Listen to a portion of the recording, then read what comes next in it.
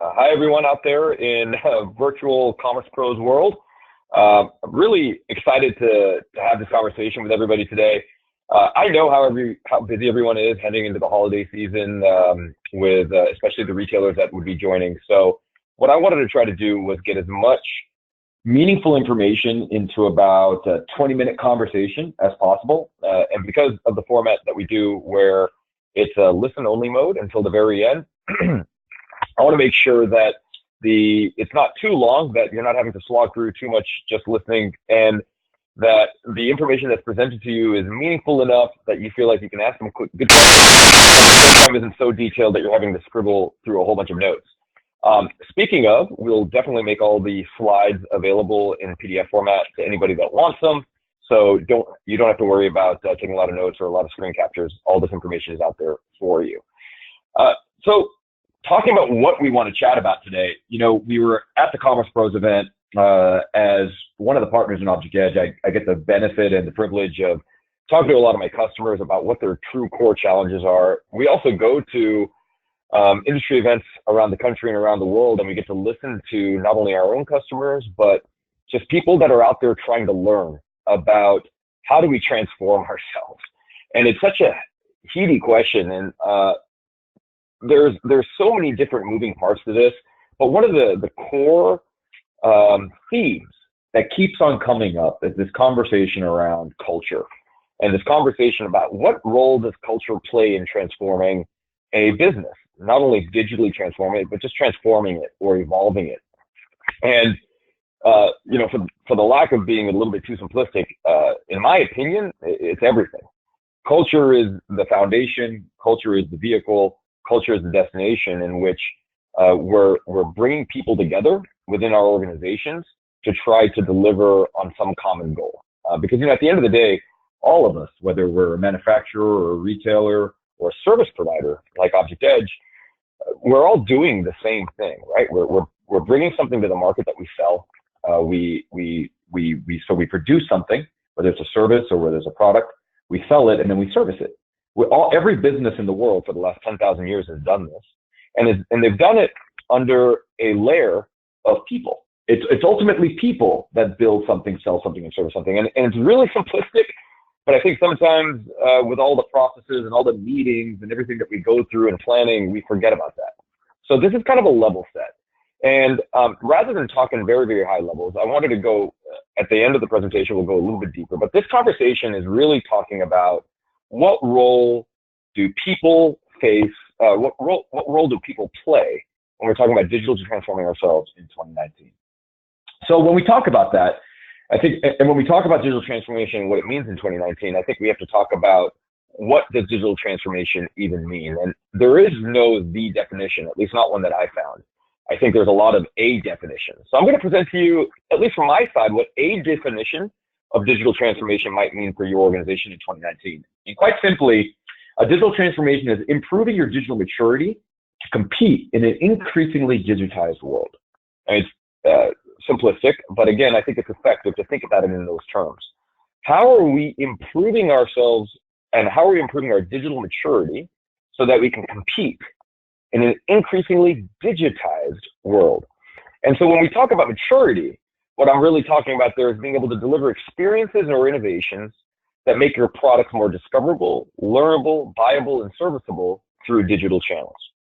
So if transformation is improving your digital maturity to compete in an increasingly digitized world, by maturity, I'm talking about being able to deliver those experiences that make your products more discoverable, learnable, buyable, and serviceable through digital channels. So if you combine the two, transformation is being able to deliver experiences that make your products more discoverable, learnable, buyable, and serviceable through digital channels in an increasingly digitized world. Now, what do I mean by channels? Well, I like to talk about channels as classes. It kind of brings up the geek in me here, but I'm not talking about mobile or web or kiosk. I'm actually about classes of channels. So to become increasingly competitive and mature across these four classes, customer channels, employee channels, machine channels, and for those manufacturers out there, your partner and distributor channel. So let's break that down just for a second. We're talking about becoming more digitally mature. Digital transformation then in 2019, a definition is to become more digitally mature to compete in an increasingly digitized world.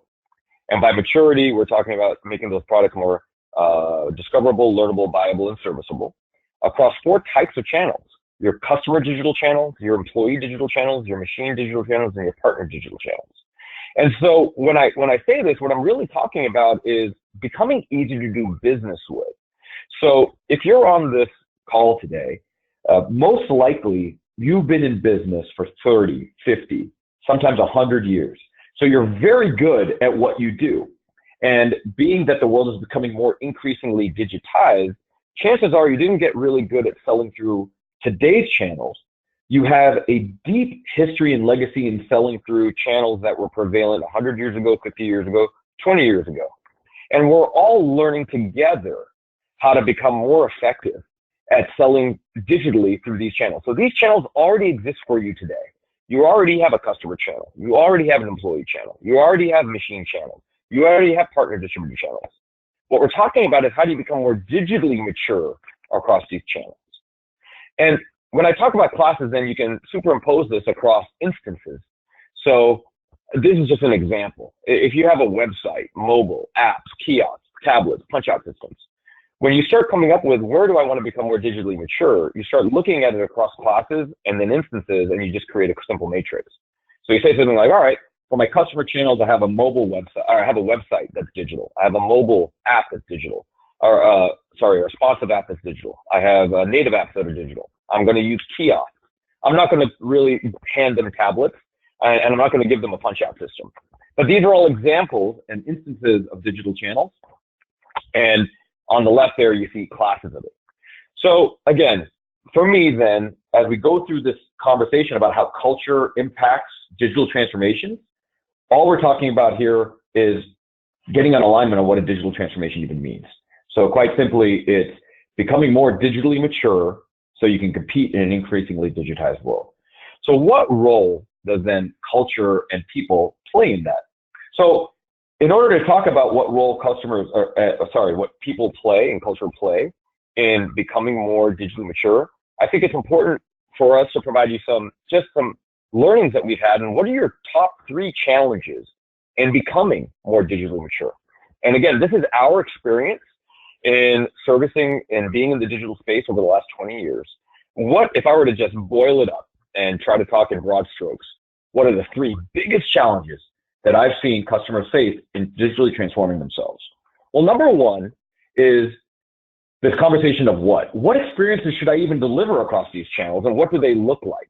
i.e., I or we don't have a strong understanding of what are those innovations and experiences that we should even be delivering across those different channels and what they need to look like.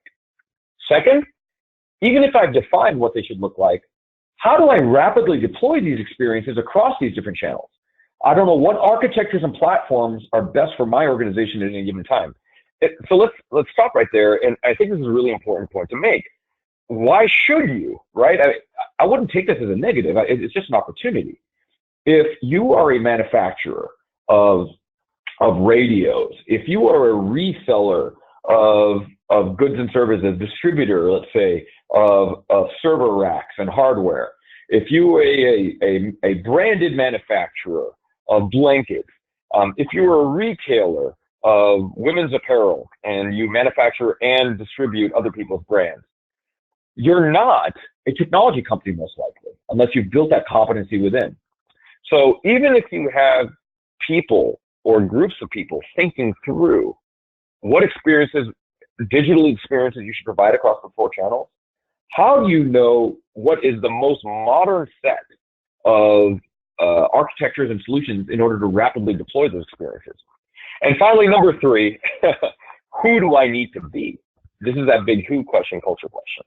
How do I modernize my culture in order to take advantage of the experiences and technologies that I'm delivering? So if we have alignment on what digital transformation means, becoming more digitally mature so you can compete in an increasingly digitized world. And if we're aligned, at least, even if these aren't your top 3 challenges, that these are core challenges, that you don't know what experiences we should deliver, we don't know how to rapidly deploy these experiences, and we don't know who we even need to be and how we need to modernize ourselves from a cultural perspective, in order to take advantage of these new experiences, well, all three of these need to be solved for an effective digital transformation. We need to solve effectively all three of these core challenges so that we can become more digitally mature in an increasingly digitized world. So the next question then is, what are some solutions to these challenges? And this ultimately then takes me to my core answer. When we talk about what role do people play, it all comes down to the people, right? The answer to all three of these questions, the what, the how, and the who, what experiences should I deliver, how should I deliver them, and who should I be, it all comes down to your people. Because what I said earlier, that we're all fundamentally doing the same thing, building something, selling something, serving something, and it's people that build, sell, and service. Sure, we leverage processes and technologies to organize, but ultimately all comes down to the people. So for example, what innovations to deliver? Well, you need people who know how to research and do user research and know how to collect and interpret data to make informed decisions on what those next innovations and experiences be.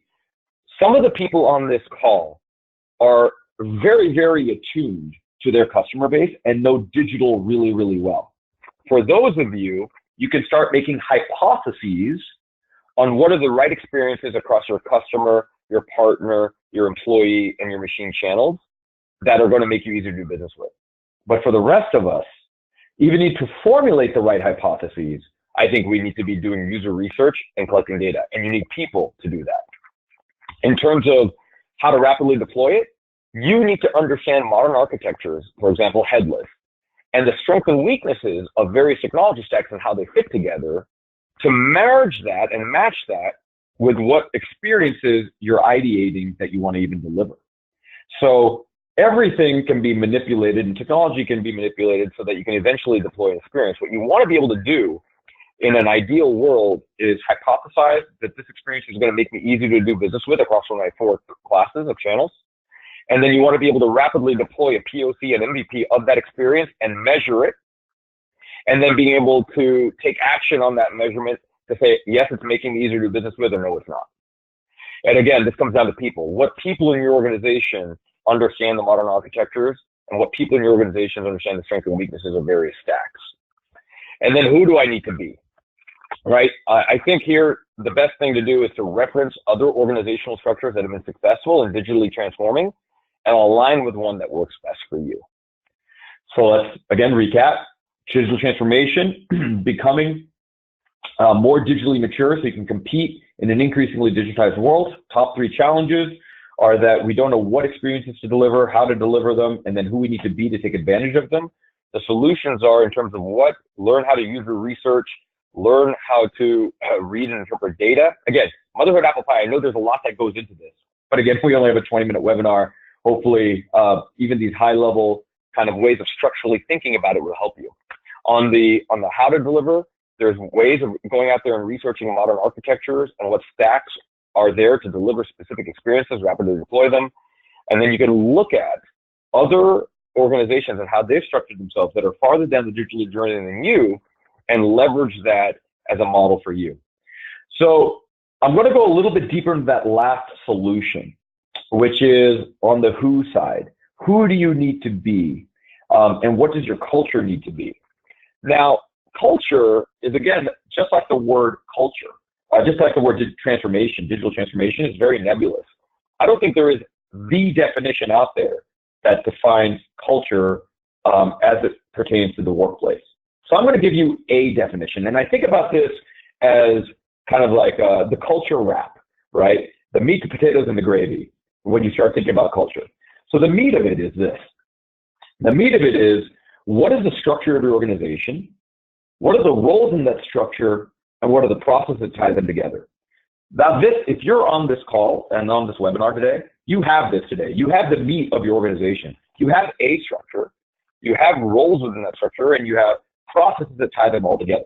You wouldn't be here today if you didn't have that and if you weren't very successful at it. What we're really talking about is, how are you going to evolve that? How is your structure going to evolve? How are your roles in that structure going to evolve? And what are the processes that tie them together? How are they going to evolve so that you're more digitally mature?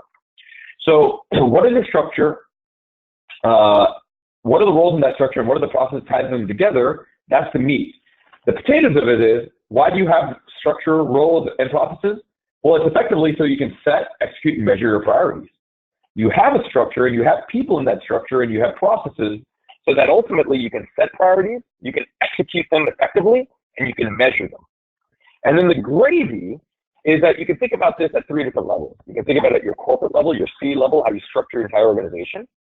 You can think about this on a more micro level at your program. For example, your digital transformation program also has a structure, has roles in the structure, and has process in that structure, so you can set, execute, and measure your program priorities.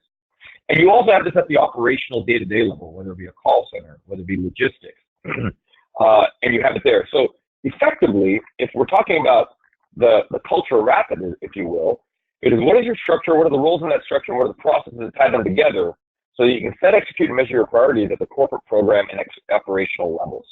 That's your culture wrap. So if we're talking about how do you evolve this then for a digital world, for a digital transformation, so you can solve those core 3 problems and continuously, effectively set, execute, and measure your priorities, is this. You need to understand what is the right structure for a digital transformation. I'm going to give an example here in a second. Then it's, what are the roles in that structure, and where are you strong today? But then you're going to have some new roles, and you're going to have to modernize the definitions of existing roles. And then you need to do the match. Do you have the right people in those roles? And do you have the people in your organization at all that can fill those roles? Because some of these are new and new skill sets that you've never had before. And then what are the evolution of the processes so you can tie these new roles and the new responsibilities of existing roles together into your corporate rhythm? So if that's the culture wrap, I'm going to give you an example of a structure, a cultural change at the program level. So I'm a big fan of starting cultural transformations at program levels. Why is that? I'm a big fan of starting cultural transformations at program levels because there's a lot of headwinds at the corporate level. There's a lot of big things that you have to move, big rocks, if you will. And at the operational level, if you haven't actually transformed yet, that's a lot of change to impact your day-to-day.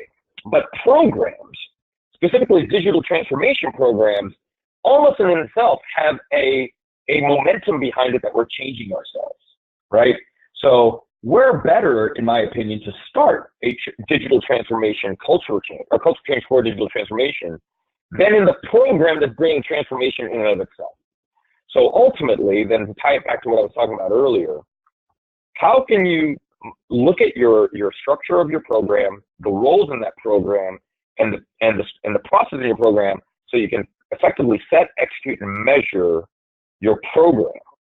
And so here is a typical program, right? I'm just taking Acme Corp, and you have all these different lines of business, right? You have VP of sales, VP of product, CMOs, CTOs, and all these people are joining in, and if we're doing a digital transformation, they're all kind of bleeding together, and you'll typically have a lot of companies think of digital transformations as a project, not as a program. And you'll start a project, and it'll start usually with some sort of IT initiative, like, we need a new e-commerce platform. So that is going to be my digital transformation.